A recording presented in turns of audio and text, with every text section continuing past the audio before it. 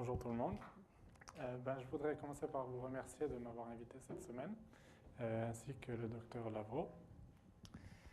Et oui, donc aujourd'hui je vais présenter les perturbations solaires qui se propagent dans le milieu interplanétaire. Et ceci est mon premier séminaire en français. J'ai quitté la France il y a 10 ans maintenant. Et donc j'ai eu pas mal de soucis pendant la préparation des différents transparents. Et en particulier, j'ai dû préparer le séminaire avec un clavier anglais qui n'avait pas d'accent. Et donc il est possible que pendant la présentation, certains mots ne soient pas écrits correctement. Et je présente donc mes excuses à ceux qui seraient surpris. Imaginez-vous en 1859, vous avez quitté Boston il y a quelques semaines, vous êtes en direction de San Francisco, à bord d'un clipper, ces bateaux 3 mâts ultra rapides, géants, qui s'apparentent probablement au Airbus A380 des temps modernes, lorsque soudainement la mer autour de vous tourne au rouge vif, et ainsi que le ciel. Ceci fut observé par les navigateurs de la Croix du Sud, alors au large du Chili. Et les navigateurs savaient exactement de quoi ils étaient témoins. Il s'agit des aurores australes, mais ils avaient l'habitude de les voir plutôt dans les régions polaires. Et ils étaient absolument ébahis par l'intensité du phénomène et le fait de le voir à de si basses latitudes. Des récits similaires nous parviendront du Chili et du Pérou pendant cette journée, ainsi que de Washington. Les personnes qui étaient dans les salles d'arrivée des télégraphes racontent que les télégraphes leur explosaient dans les mains.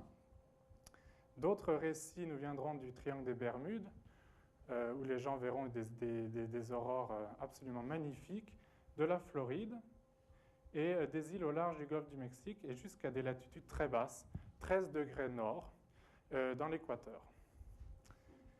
Ce phénomène global fut aussi observé en Australie et 15 heures plus tard, lorsque la nuit tomba en Europe, les Européens furent témoins de lumières absolument époustouflantes. Les aurores, à l'époque, n'étaient pas comprises.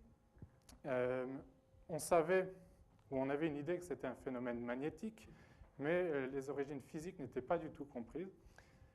Et un jour plus tôt, cependant, dans le Surrey, au sud de l'Angleterre, un jeune astronome relativement inconnu, qui s'appelait Richard Carrington, s'appliquait depuis plusieurs années à dessiner ces taches noires qui apparaissent sur la surface du Soleil et qui changent de jour en jour. Donc il élaborait un catalogue de ces taches, et à 11h18 du matin, il observa 2 faisceaux lumineux qui étaient totalement spectaculaires. Il n'avait jamais rien vu de tel, et il ne se rappelait de rien dans la littérature qui mentionnait un tel phénomène. Et donc, une fois les phénomènes magnétiques terrestres du jour d'après s'étant développés, Richard Carrington décida d'écrire un article pour le Monthly Notices of the Royal Astronomical Society, où il suppose que ce qu'il avait vu donc sur la surface du Soleil à des millions de kilomètres, d'une certaine façon, aurait pu affecter les variations magnétiques et atmosphériques près de la Terre. Alors il faut se rendre compte que les physiciens de l'époque ne savaient pas que les taches solaires étaient des phénomènes magnétiques. Il y avait donc ces suppositions que le phénomène des aurores était aussi un phénomène magnétique, mais il n'y avait pas de théorie acceptée. Et donc le Scientific Establishment anglais et le monde scientifique mondial a pris l'article avec énormément de scepticisme. Et Richard Carrington a sombré ou continué sa vie relativement ignorée et avec une série de scandales qui ferait probablement la une des tabloïds anglais des temps modernes. Lorsque les aurores australes et boréales se développent sur la Terre, généralement, on pointe le doigt au comportement erratique de cet individu, le Soleil, qui est une boule de plasma gigantesque dont le cœur est en fusion permanente, et les énergies, les flux de chaleur se propagent dans l'atmosphère du Soleil jusqu'à la surface. Et le mouvement de plasma crée des variations du champ magnétique et crée du champ magnétique par un phénomène de dynamo. Et ce que vous voyez donc sur cette image, et nous reviendrons sur les origines de ces structures plus tard dans la présentation, sont les champs magnétiques qui émergent à la surface du Soleil et qui changent les propriétés du plasma de façon locale. Le plasma, je ne vais pas le décrire en détail, mais c'est le quatrième état de la matière.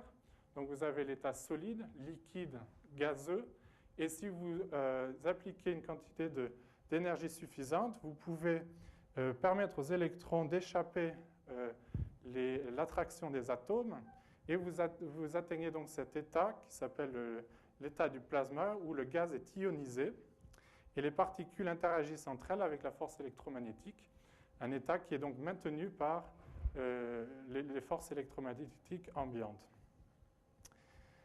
Au-dessus d'une certaine échelle, le plasma peut être considéré comme neutre, donc vous avez autant d'électrons que de protons.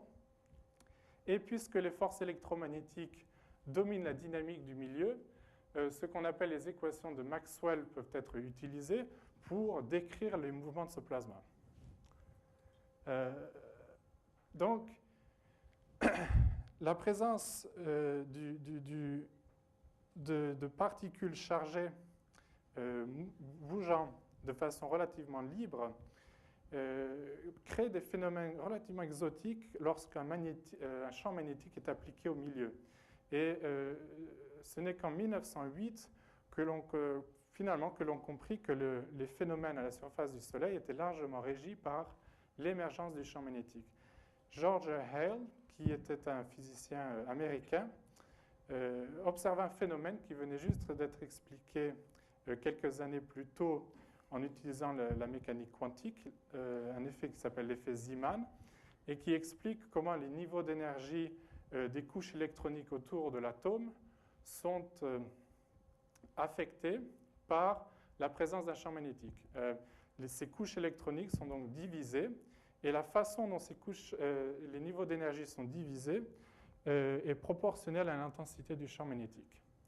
De plus, l'émission électromagnétique des atomes à l'intérieur des taches solaires, donc qu'il observait, permet d'une certaine manière d'évaluer l'orientation de ce champ magnétique, car la polarisation des ondes est dépendante de l'orientation du champ magnétique par rapport à l'observateur.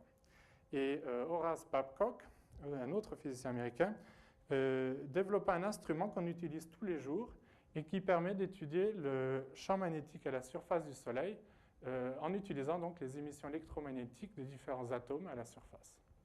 Ceci est un magnétogramme qui a été pris il y a une semaine, et c'est une surface relativement peu intéressante. On a une petite structure ici avec deux pôles, un pôle négatif où les lignes de champ magnétique sont rentrantes, et un pôle de polarité positive où le champ magnétique est sortant. Et on classifierait cette structure comme étant une structure dipolaire de petite taille et ne rentrerait certainement pas dans la catégorie des taches solaires. Ça fait plusieurs mois maintenant qu'on n'a pas de taches à la surface du Soleil, ce qui est une situation que l'on n'a pas rencontrée depuis très longtemps. Si l'on regarde un de ces magnétogrammes plutôt dans la phase d'activité maximale du Soleil, le Soleil a un cycle d'activité de 11 ans, le magnétogramme ressemble plutôt à cette observation faite par les instruments à bord de SOHO, qui est situé entre la Terre et le Soleil. Et vous pouvez y voir plusieurs taches solaires, donc ces éruptions de champs magnétiques à la surface, avec encore, une fois de plus, associé à chaque tâche une polarité positive et une polarité négative, où les lignes de champ sortent et re-rentrent. Et la façon dont ces lignes de champ évoluent au-dessus de la photosphère est visible ici dans ces images prises par le Transition and Coronal Explorer, qui est une autre émission qui permet de regarder l'émission électromagnétique d'un seul atome. Et vous y voyez donc ces boucles géantes qui viennent donc perforer la surface de la photosphère et re-rentrent avec un pôle positif et un pôle négatif ici. D'autres phénomènes transitoires plus violents, comme les protubérances et les éruptions chromosphériques, émettent des quantités de lumière électromagnétique très intenses. Et ceci est probablement le type de structure que Richard Carrington aurait observé en 1859. C'est vraiment le champ magnétique qui rend le Soleil intéressant. Et le champ magnétique peut faire plusieurs choses au plasma. Il peut avoir un rôle passif, où il canalise les particules énergétiques. Il peut chauffer et isoler le plasma, et ceci a un rôle particulièrement important à l'intérieur des couches du Soleil. Et il peut aussi exercer une force sur le plasma, créant des structures. Il peut accélérer le plasma de très haute énergie, accumuler de l'énergie et la libérer ultérieurement, ou aussi permettre l'existence d'ondes qui se propagent dans l'atmosphère et dans le milieu interplanétaire. Donc les taches solaires sont régies par l'évolution du champ magnétique. Ce champ magnétique ne permet pas au plasma de se propager vers la surface et donc est défléchi. Et ceci est la raison pour laquelle les taches solaires sont donc plus sombres. Le mouvement de convection du plasma chaud ne peut pas passer au travers du champ magnétique, et donc on voit des taches solaires les taches solaires correspondent donc à des régions de la photosphère plus froides. Les taches solaires sont connues depuis plusieurs centaines d'années. Récemment, un collègue du laboratoire où je travaille, historien des sciences, a découvert dans les archives d'Oxford des chroniques de Jean de Worcester qui mentionnent la présence de 2 taches solaires en 1128 après Jésus-Christ, et ceci est considéré comme la première observation des taches solaires faite par le public mondial. Mais voilà. Et depuis 150 ans, l'observatoire de Greenwich en Angleterre mesure la taille et la morphologie des taches tous les jours. Et l'observatoire a été fermé en 1976, quand d'autres satellites ont été donc lancés dans l'espace. Les mouvements de convection du plasma sont donc affectés par la présence locale de champs magnétiques. Donc nous avons des régions ici plus froides, mais aussi créent des structures très intéressantes autour des taches solaires, des petites cellules de convection, et qui mettent donc la photosphère en mouvement permanent. Ceci est un film pris par le télescope de La Palma qui permet de zoomer très proche de la surface du Soleil, et vous pourrez y voir donc le mouvement perpétuel de la surface de la photosphère. Et les régions qui sont noires autour de ces cellules de convection où le plasma monte en surface est généralement le réseau dans lequel les lignes de champ d'intensité plus faible généralement s'accumulent avec le temps. Le champ magnétique à l'intérieur du plasma peut être donc étudié avec les équations de Maxwell. Et si on considère les propriétés caractéristiques du plasma, on peut dériver une série d'équations qui nous donnent la variation temporelle du champ magnétique. Ceci est l'équation que l'on considère l'équation fondamentale de la magnétohydrodynamique, donc cette branche de la science où on traite le plasma comme étant un fluide constamment perforé par le champ magnétique. Et 2 composantes de cette variation sont généralement considérées. Une composante de convection qui décrit le mouvement du plasma et du champ magnétique lorsqu'ils évoluent ensemble. Et dans certaines situations, il peut y avoir une dissociation entre le champ magnétique et le plasma, et la composante de diffusion devient plus importante. La balance entre le terme de convection et de diffusion est régie par la conductivité du plasma, donc ce terme ici, et quand la conductivité du plasma est très élevée, le champ magnétique et le plasma évoluent ensemble, comme présenté par ce diagramme en bas du transparent. Ces équations permettent d'expliquer pourquoi les boucles coronales sont en suspension avec énormément de facilité à la surface de la photosphère. Il faut imaginer le champ gravitationnel ambiant est énorme. Et des structures encore plus grosses, comme les protubérants, sont capables de rester plusieurs mois en équilibre au-dessus de la surface. Et on peut appliquer donc l'équation de la magnéto-hydrodynamique que je vous ai montrée sur le transparent précédent dans le cas où nous n'avons pas de mouvement. Dans l'équation de mouvement du plasma est telle que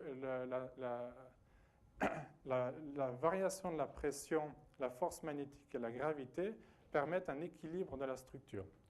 L'équation est donc égale à 0. Et la pression magnétique, généralement, près du Soleil, est bien plus grande que la pression du plasma. On peut donc considérer que ce terme ici est dominé par l'évolution du champ magnétique. Et il se trouve que la pression magnétique est aussi bien plus grande que les effets que la gravité pourrait avoir. Et on trouve donc une autre équation qui permet d'étudier l'interaction entre les mouvements du plasma et du champ magnétique. Et cette équation nous montre que le mouvement du plasma et du champ magnétique sont alors collinaires. Deux équations peuvent être dérivées pour l'équilibre des champs magnétiques, ce qu'on appelle le champ sans force et le champ sans courant. Cette situation en particulier décrit une distribution du champ magnétique qui est dite potentielle. Et cette équation nous permet d'expliquer comment le champ magnétique dans la couronne peut avoir ce type de distribution. Ceci est une éclipse, une image d'une éclipse prise par Fred Espenac, qui est un amateur qui court autour du monde pour prendre ces superbes images de la couronne solaire. Et vous pouvez y voir cette structure autour du Soleil ici, qui correspond donc à la distribution du champ magnétique et l'influence de la distribution du champ magnétique sur les électrons ambiants. La lumière que vous voyez est la lumière qui est diffusée par ces électrons à la surface et réfléchie vers l'observateur qui est donc placé sur la Terre derrière la Lune, ici. Les caractéristiques de cette diffusion sont telles que l'émission électromagnétique est réfléchie exactement à angle droit vers l'observatoire. Donc, les éclipses ne sont pas seulement utiles à ceux qui se trouvent sur le bûcher, comme dans Tintin ou Apocalypto, mais permettent aux physiciens solaires d'étudier la structure du champ magnétique dans la couronne. Ce champ magnétique a une configuration dite potentielle dans les cycles d'activité minimum. Et la simplicité de l'équation que nous avons dérivée dans les transparents précédents nous permet d'appliquer des modèles mathématiques qui viendront définir la position de ces lignes de champ. En voici une simulation. Vous pouvez y voir les couches de champ magnétique dont la topologie est fermée et les autres dont les lignes de champ sont ouvertes. Et nous irons dans les transparents qui vont succéder étudier les conséquences de ce champ magnétique ouvert. Et à partir de cette distribution, on peut tenter de prédire l'aspect que la couronne solaire devrait avoir si les électrons étaient distribués sur ces lignes de champ. Et vous pouvez ici directement l'éclipse de mars 2006 avec la prédiction de la lumière réfléchie par les électrons de la couronne, ici.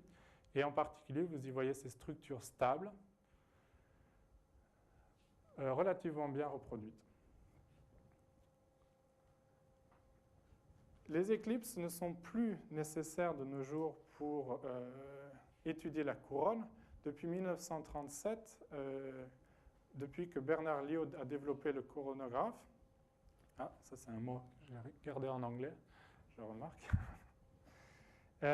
L'instrument permet d'occulter donc la lumière de la photosphère et de regarder la lumière réfléchie par les électrons de la couronne.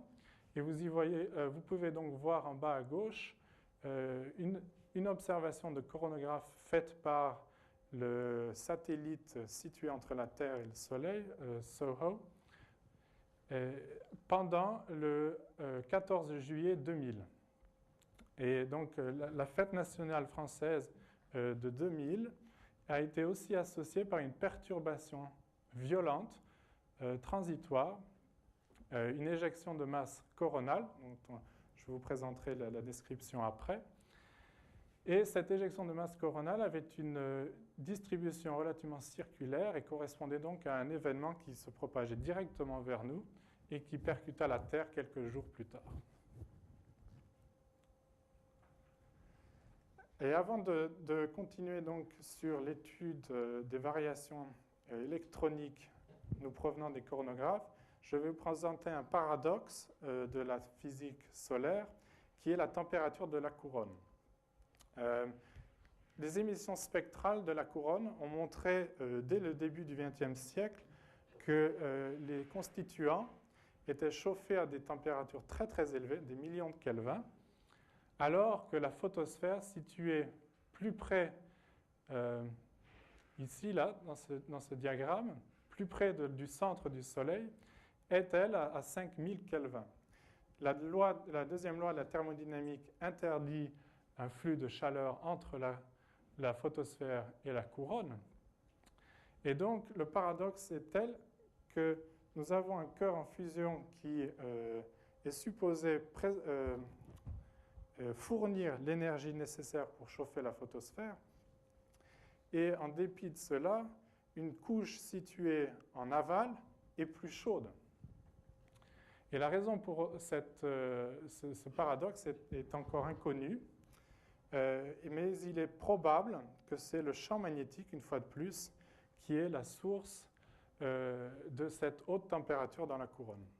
En particulier, les mouvements perpétuels de la zone de convection que je vous ai montré sur les transparents précédents ont pour conséquence que des ondes sont constamment émises depuis la photosphère dans la couronne et déposent une quantité d'énergie très élevée dans la couronne pour la chauffer à très très haute température. L'implication de cette haute température est fondamentale pour la dynamique du système solaire. En effet, Parker, en 1958, fut le premier à résoudre les équations d'écoulement du plasma entre le Soleil et le milieu interstellaire, et il découvrit qu'un plasma devrait être émis à des vitesses supersoniques, des vitesses de l'ordre de 300 à 900 km par seconde. En gros, les équations disent que la couronne est trop chaude et trop dense pour rester en équilibre avec le système interstellaire et que donc un vent est constamment émis de façon radiale vers l'extérieur. Une des conséquences de ce vent est visible sur les images ultraviolets du Soleil, une fois de plus prises par le satellite SOHO, le satellite situé entre la Terre et le Soleil. Et ces images ultraviolets nous donnent une idée de la température à la surface du Soleil, un peu plus haut que la surface, donc dans la couronne. Et on peut y voir deux types de structures. Les structures brillantes qui correspondent aux taches solaires où le plasma ne peut pas s'échapper, et des structures noires où le plasma est capable donc de partir et de s'échapper dans le milieu interplanétaire le long des lignes de champ magnétique. La conséquence de ce vent solaire est le fait que le Soleil est en rotation permanente avec une période d'environ 26 jours a une conséquence sur la distribution du plasma dans le milieu interplanétaire.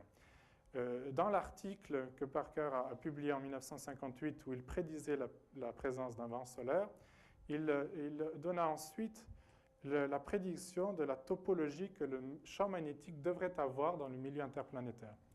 Et cette prédiction est celle d'une spirale. Et on peut comprendre pourquoi le champ magnétique devrait avoir une topologie en spirale. Imaginez-vous avec un tuyau d'arrosage dans votre jardin et un débit relativement haut. Si vous commencez à tourner avec le tuyau d'arrosage, vous allez créer une spirale. Donc le champ magnétique du vent solaire relie entre eux les éléments de plasma émis par la même région de la base de la couronne. Une mission qui nous a permis d'étudier le vent solaire en grand détail et à différentes latitudes fut la mission Ulysse. Et ce fut la première mission à mesurer le vent solaire émis par les pôles du Soleil. Son orbite était donc hors de l'équateur solaire, et en particulier l'écliptique, où les planètes sont donc en orbite. Et les premières observations que Ulysse fit, les premières années, furent que le plasma émis par le Soleil des régions polaires est généralement plus rapide que le vent émis par les régions de l'équateur. Et ceci particulièrement dans les périodes d'activité minimum. En voici un résumé des résultats. C'est un diagramme qui vous montre donc la vitesse du Soleil, la vitesse du vent solaire en fonction de la latitude. Et vous voyez donc une vitesse très rapide près des pôles, suivie par soudainement une diminution accrue. Et une fois qu'Ulysse se retrouve dans le pôle sud, le vent solaire a une fois de plus une vitesse très rapide. Les régions intermédiaires sont marquées par des variations rapides de la vitesse du vent. Et une des conséquences de ces variations rapides est la présence de zones d'interaction. Donc imaginez une région source émettant un vent rapide, suivie d'une longitude adjacente d'une source qui émet un vent plus lent. Plus loin dans le milieu interplanétaire, vous avez ici l'émission du plasma le long de la direction radiale.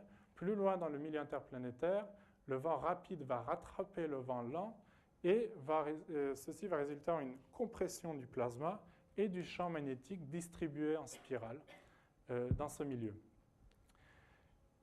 La conséquence de cette interaction, c'est une augmentation de la densité du plasma qui a donc été compressée, ainsi que du champ magnétique qui, rappelez-vous, est gelé à l'intérieur du plasma. Donc, la prédiction de ce type d'interaction, c'est la formation d'une spirale où le champ magnétique et la densité sont augmentés de façon considérable. Ceci est une prédiction faite en utilisant ce qu'on appelle un modèle magnéto-hydrodynamique complet en 3 dimensions et prédit donc la structure en spirale due à ces régions d'interaction.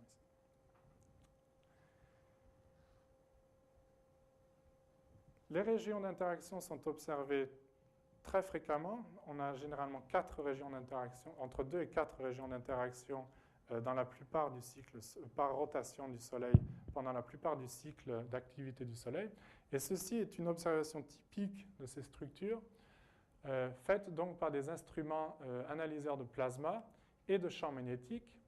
Vous y voyez la vitesse du vent solaire qui varie entre 400 et 800 km par seconde. La structure est en train de passer au-dessus de la sonde et vous y voyez une augmentation accrue de la vitesse associée à une augmentation de la densité et du champ magnétique.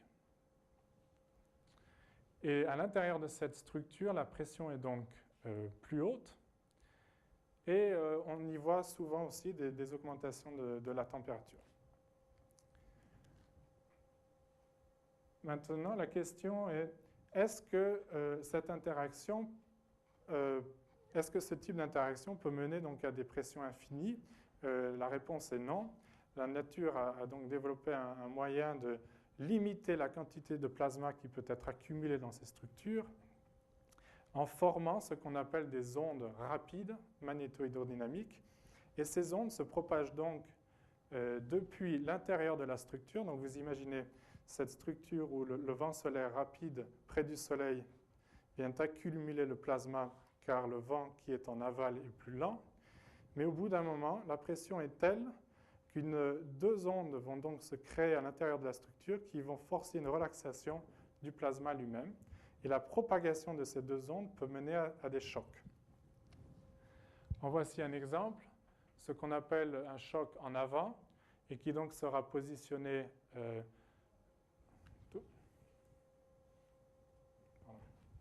en avant de la structure. Donc vous imaginez un observateur situé ici. Il va d'abord être percuté par cette onde de choc avant et va propager donc dans cette région d'interaction pour se trouver finalement à l'arrière. Et après avoir passé l'onde arrière de la structure, se trouver dans le vent chaud et rapide solaire qui vient pousser donc la structure dans le milieu interplanétaire.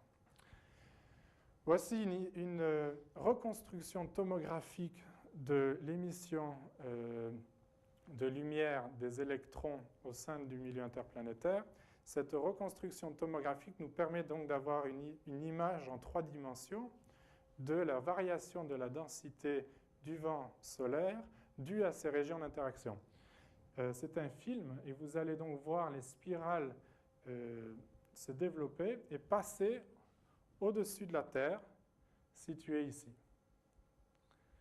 Et la configuration topologique près du Soleil a imposé 3 à 4 spirales pendant cette rotation particulière.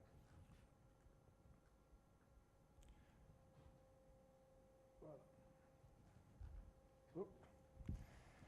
Stéréo permet pour la première fois de voir ces structures directement à partir d'images.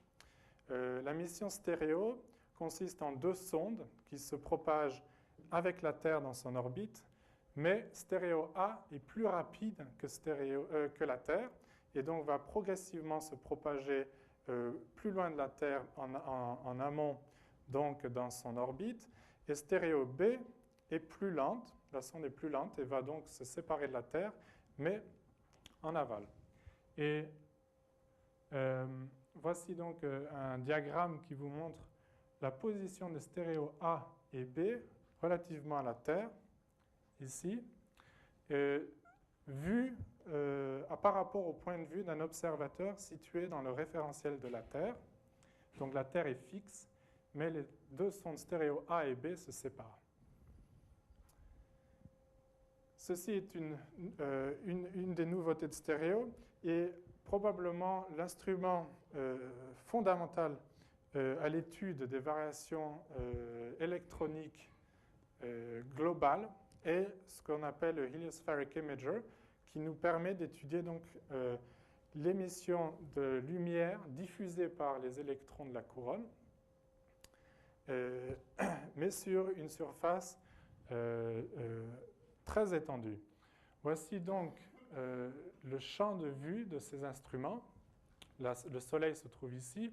Le coronographe typique utilisé avant stéréo aurait eu un champ de vue limité par cette zone. Mais les 2 images sur stéréo permettent donc de regarder les variations de densité électronique plus loin dans l'héliosphère, jusqu'aux distances de la Terre. Donc, c'est une géométrie relativement difficile à comprendre. Elle perturbe même les physiciens assidus qui travaillent dessus. Mais il faut vous imaginer, sur stéréo A, vous regardez donc d'un côté le vent solaire situé sur ce qu'on appelle le côté est, à gauche, et sur stéréo B, vous regardez le vent solaire sur le côté ouest du Soleil, à droite. Et cela permet donc d'avoir une vision des structures émises par le Soleil vers la Terre depuis 2 points simultanément. Et comme vous le savez, d'avoir la possibilité de regarder une structure depuis 2 points permet des reconstructions stéréoscopiques, d'où le nom. Et nous allons voir dans l'image qui suit la première observation depuis un seul point. Nous n'avons pas encore réalisé d'image stéréoscopique du vent solaire lui-même, mais depuis un seul point, vous allez être témoin donc de la formation des régions d'interaction qui se propagent depuis le Soleil jusqu'à la Terre. Et elles constituent donc les premières images du vent solaire vues à de telles distances. Et vous allez voir donc cet écoulement. Ah, d'accord, ça n'apparaît pas sur mon ordinateur. Mais cet écoulement relativement transitoire qui se propage jusqu'aux distances de la Terre. Donc ceci est vraiment l'observation directe du vent solaire comme il évolue entre le Soleil jusqu'à la Terre. Sur la Terre, enfin autour de la Terre, nous avons des sondes qui sont en orbite, qui nous permettent donc de mesurer le plasma qui passe à l'aide des analyseurs de plasma, comme je vous ai montré avant. Et donc, pour la première fois, on est capable de regarder les variations de densité électronique dans les images et les comparer directement à ce que les sondes voient au niveau in situ.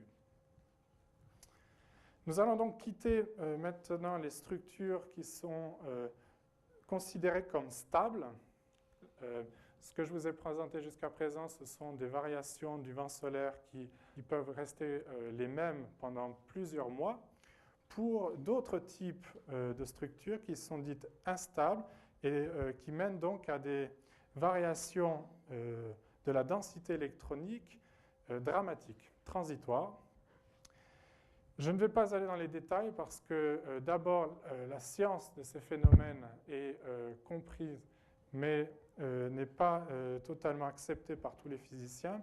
Elle est extrêmement complexe. Elle implique des modèles et des simulations dont la complexité dépasserait le temps que j'ai pour cette présentation.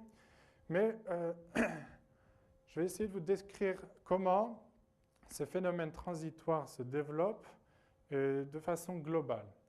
En gros, le champ magnétique, perturbé par les mouvements de convection sous la photosphère,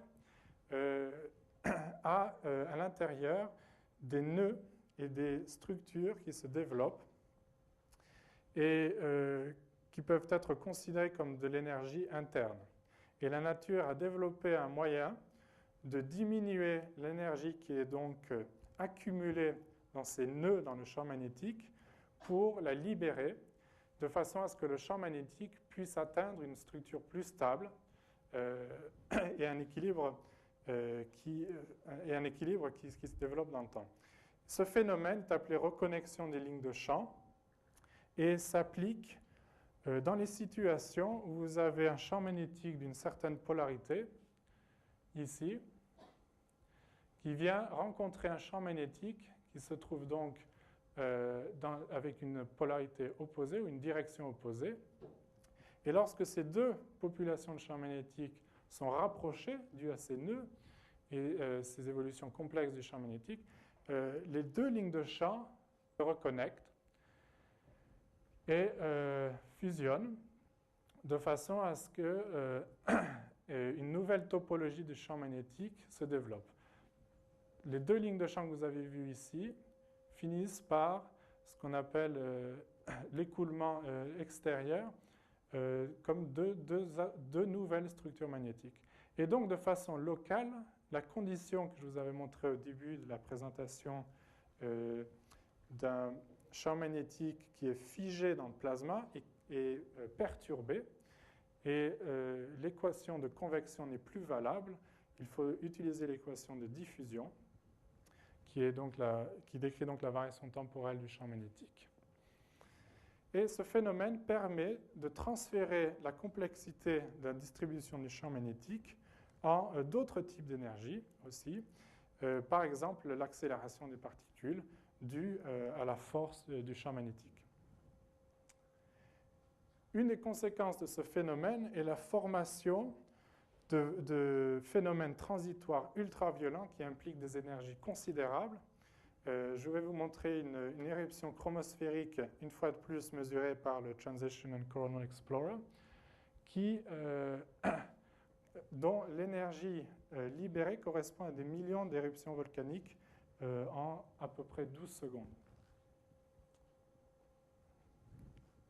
Et vous allez voir une reconfiguration du champ magnétique qui va impliquer de nouvelles boucles chromosphériques qui se développent avec le temps.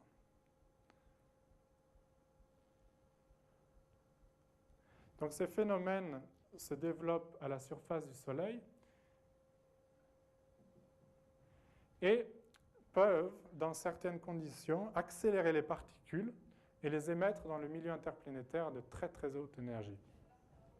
Ce type de phénomène est généralement associé avec des phénomènes dont la taille est bien plus élevée.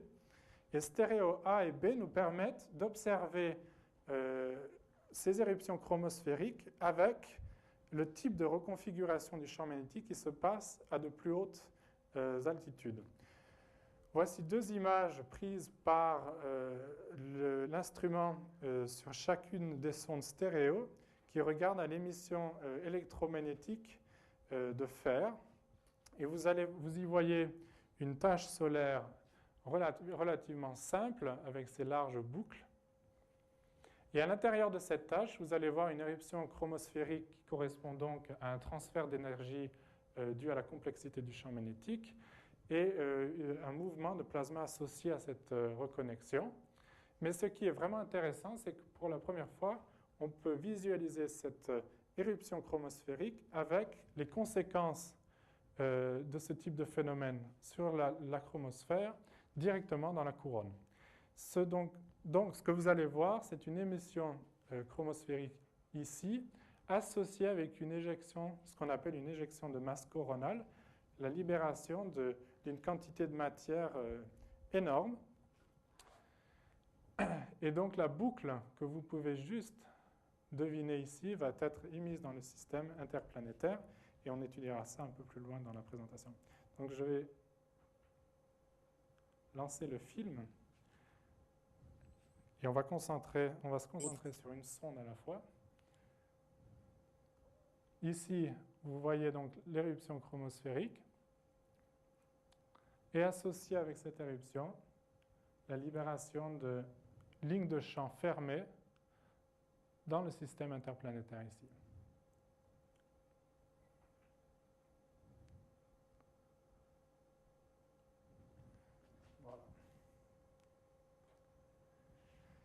Et la libération de ce champ magnétique dans le système interplanétaire a des conséquences sur la structure du vent solaire.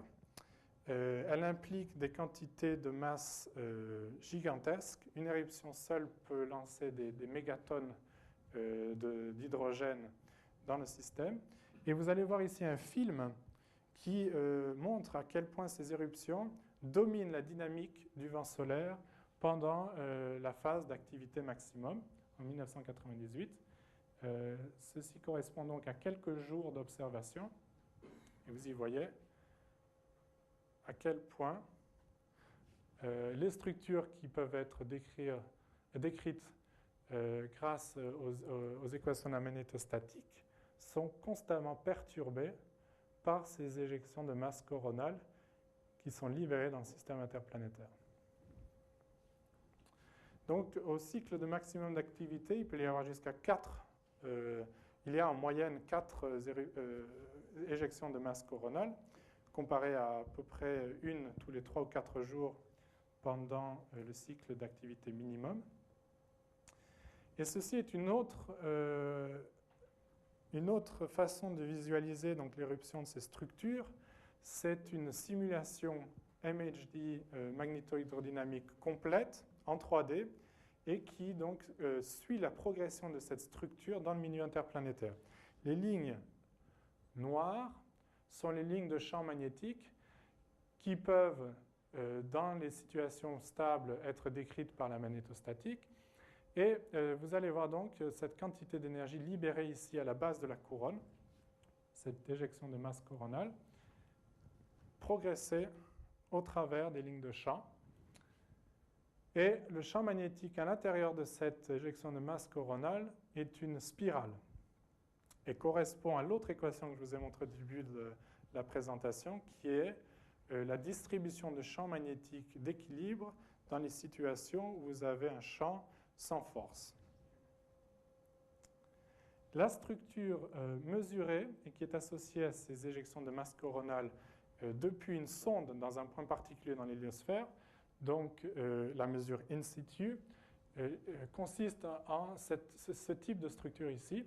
Vous avez le champ magnétique qui arrive, très intense, et qui est généralement associé par une rotation du champ magnétique ici. Ceci est l'élévation, ici l'azimut du champ magnétique mesuré par l'instrument. Et vous y voyez donc une rotation lorsque la structure passe au-dessus de la sonde. Et ceci correspond à ce champ sans force en hélice que vous avez vu dans la simulation précédente. Les températures de la structure sont généralement plus basses car ces éjections de masse coronale en fait, prennent le matériel qui est sur la photosphère et l'envoient dans le système interplanétaire. Donc généralement, les observations de la température sont bien plus basses in situ. Stéréo nous permet pour la première fois de regarder ces structures passer directement sur les sondes et d'associer à la variation électronique qui est imposée par le passage de ces structures les différentes composantes magnétiques à l'intérieur. Donc ceci est un événement qui a été mesuré l'année dernière, en mai, et c'est une éjection de masse coronale qui s'est propagée dans le système interplanétaire jusqu'à Vénus. Et j'ai choisi donc cet événement en particulier parce que Vénus, en ce moment, a une sonde qui s'appelle Venus Express, qui est en orbite autour de Vénus, et a permis donc une observation simultanée in situ et en images chronographiques. Donc, l'observation in situ de Venus Express est présentée ici. Vous avez une fois de plus l'azimut et l'élévation du champ magnétique, le champ magnétique total associé à la structure, les variations de densité du proton et donc des électrons.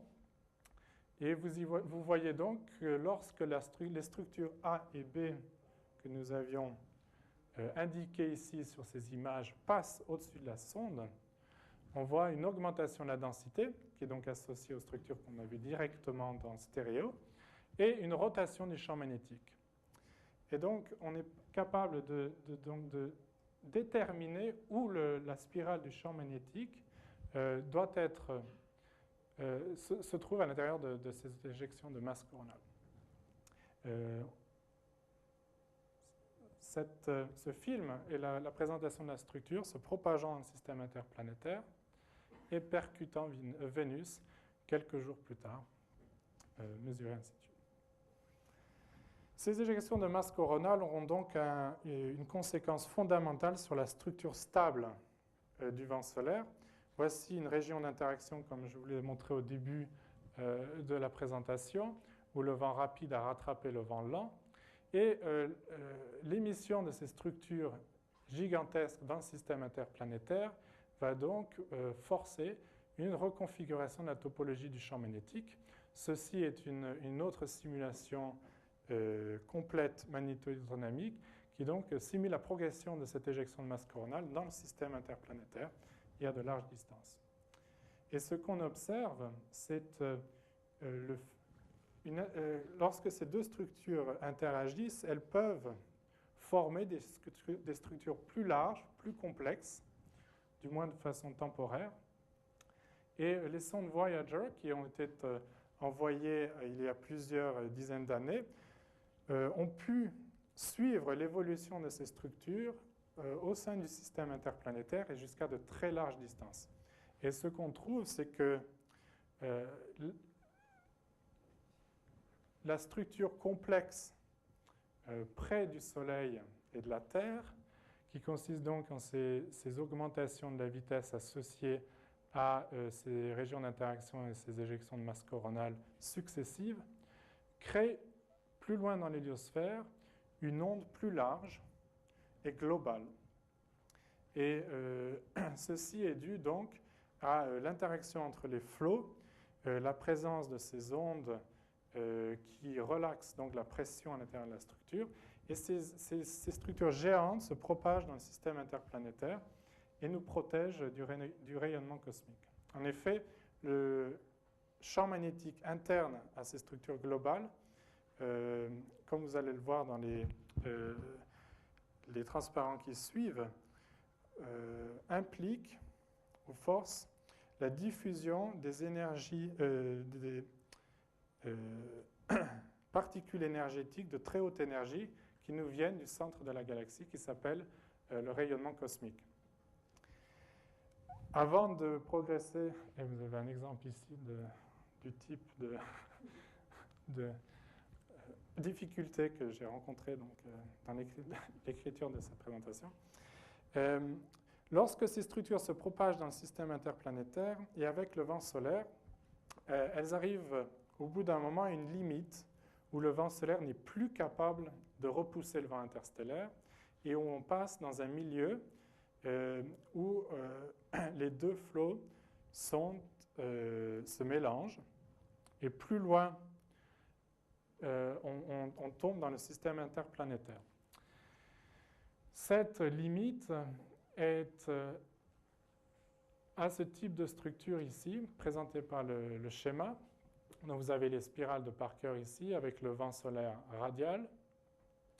Et la limite à laquelle le vent solaire n'est plus capable de repousser le vent interstellaire et qui nous plonge dans ce milieu où les deux flots interstellaires et solaires se mélangent.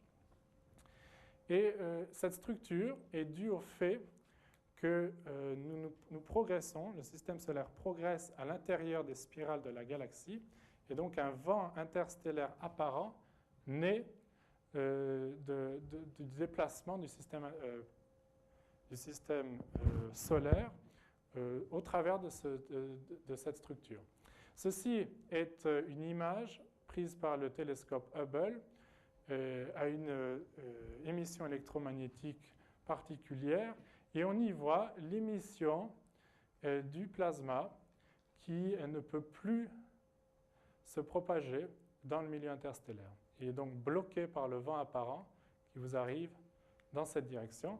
Cette image est donc un exemple de l'interaction du vent stellaire associé à cette étoile avec le vent interstellaire apparent qui est dû à cette étoile se propageant dans le système interstellaire.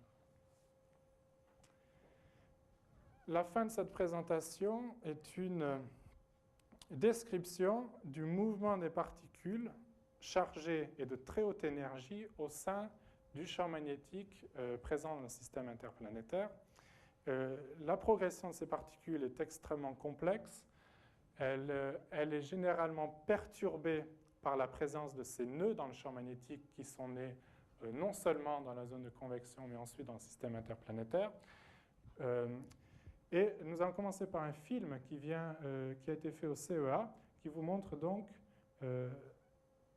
comment les particules doivent se propager le long des lignes de champ dues à la force de Lorentz.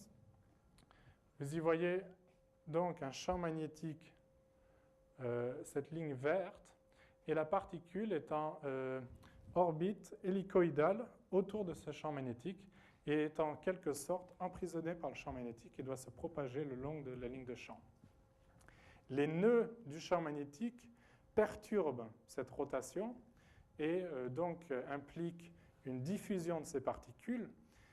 Et ces nœuds étant bien plus nombreux dans les éjections de masse coronale et les régions d'interaction qui vont former ces structures globales, cela veut dire que les particules énergétiques qui nous viennent de la galaxie et qui tentent de rentrer dans le système interplanétaire sont diffusées constamment, et les pulsations du champ magnétique solaire nous protègent de ces particules lors de la progression des structures globales du vent solaire. Donc, l'évolution des particules énergétiques nous venant du milieu galactique sont un exemple particulier de la progression de ces particules dans le milieu interplanétaire, mais d'autres particules très énergétiques se propagent depuis le Soleil, dû aux éruptions chromosphériques par exemple, jusqu'à la Terre. Et ce schéma vous montre une image de coronographe qui est donc normalement prise de façon verticale. Ici, je l'ai mise donc sur un plan de l'écliptique, juste pour pouvoir faire le schéma. Donc ce n'est pas une vision réalistique de la distribution électronique, mais cela permet de regarder et de vous présenter donc les perturbations du champ magnétique ici, impliquées par la progression de cette éjection de masse coronale, et comment cette structure se propage donc dans le système interplanétaire jusqu'à la Terre. Un choc va se former ici, qui sera généralement une source d'énergie pour l'accélération des particules. Mais pour un observateur sur la Terre, la ligne de champ qui doit être suivie pour voir où les particules sont accélérées est vraiment celle-ci, la ligne de champ qui nous lie à la surface ouest du Soleil, de la photosphère. Cette ligne de champ va canaliser les particules jusqu'à la Terre. Et lorsque l'on... voilà. Donc vous avez donc la progression en hélice de ces particules énergétiques le long des lignes de champ de Parker jusqu'à la Terre ici. Et voici un exemple, un film d'une éjection de masse coronale émise sur le flanc ouest du Soleil. Et la présence de des particules accélérées donc, sur le côté ouest va être transmise directement au satellite situé entre la Terre et le Soleil, le long des spirales de Parker. Donc en dépit du fait que vous allez voir une éjection de masse coronale émise sur le flanc ouest et à un angle large par rapport à l'observateur, les particules énergétiques vont se propager directement devant vous et vont interagir avec la caméra CCD qui prend ces mesures. Voilà. Donc, vous avez l'émission de cette éjection de masse coronale associée quelques minutes plus tard, le temps pour ces particules ultra-énergétiques de se propager vers la Terre. Et la source de ces particules est encore peu comprise. On pense que c'est dû aux éruptions chromosphériques, mais les chocs associés à l'éruption de l'éjection de masse coronale sur le flanc ouest pourraient avoir aussi des conséquences importantes dans l'accélération des particules. C'est encore un débat dans la science du milieu interplanétaire et de savoir exactement où est la source de cette accélération des particules. Pour les conséquences au niveau de l'activité dans l'espace, il faut donc considérer ces spirales de Parker, la connectivité entre les chocs et les éruptions chromosphériques qui mènent à l'accélération de ces particules. Et vraiment, si nous pensons envoyer des astronautes sur la Lune et Mars, comme les États-Unis voudraient le faire dans les années prochaines, il faudra considérer la protection des astronautes parce que ces particules énergétiques ont un effet dramatique sur l'ADN. Voici donc la structure en hélice de l'ADN. Et un photon traditionnel percutant une liaison entre les atomes de cette hélice ne peut qu'affecter une seule des liaisons. Donc la présence de rayons gamma ou d'autres types ou de rayons X peut changer la structure de l'ADN localement, mais les particules énergétiques que je vous ai montrées précédemment sont beaucoup plus massives et mènent donc à d'autres types d'interactions qui peuvent avoir un effet beaucoup plus néfaste sur la structure de l'ADN et même mener à une désintégration des atomes avec plusieurs liaisons à la fois. Donc les conséquences pour la santé des astronautes sont considérables Et il n'y a aucun doute que l'exploration de l'espace vers la Lune et Mars va nécessiter dans le temps futur une compréhension complète des éruptions chromosphériques ou au moins des modèles mathématiques qui nous permettent de prédire si ces particules énergétiques vont interagir avec les astronautes. Et pour illustrer ça, je vais vous montrer ici la dose de radiation sur la surface de la peau impliquée donc par ces éruptions chromosphériques en fonction du temps, des années qui se sont succédées et de l'implication sur la santé. Ceci est donc une mesure directe du flux de particules sur la Terre et pour chacune des grandes éruptions, une barre bleue est associée ici à la quantité d'émissions électromagnétiques néfastes et de particules néfastes pour la structure de l'ADN. Les parties grises représentent les différentes missions Apollo, 10 d'entre elles, d'Apollo 7 jusqu'à Apollo 17. Et vous voyez donc comment chacune des missions Apollo a réussi à éviter un flux de particules dramatique dû à ces éruptions chromosphériques spectaculaires. La dose qui est mortelle de façon pratiquement instantanée est celle-ci et se trouve exactement entre la mission Apollo 16 et Apollo 17. Donc ils ont eu une chance inouïe d'éviter ces différents types d'éruptions. On peut aussi regarder l'histoire de ces éruptions, et ceci est mon dernier transparent, au cours du temps, parce que les particules accélérées interagissent avec l'atmosphère pour créer des isotopes d'oxyde d'azote dans toutes les sauces. Et cet oxyde d'azote est alors capturé par les calottes glaciaires. Et donc, si on perfore donc ces calottes pour mesurer le flux de particules dans le temps, on peut évaluer la succession des éruptions chromosphériques et l'impact de ces particules au cours du temps. Vous y retrouvez l'éruption spectaculaire qui s'est passée en 1859, qui était donc associée avec ces aurores spectaculaires, et celle de 1972 que les missions Apollo 16 et 17 ont évité. Mais ce graphe met en contexte donc l'importance de l'éruption chromosphérique associée à celle de 1859, qui fut le début de ce qu'on appelle la science Terre-Espace, que j'espère je vous ai illustré de façon différente. Voilà.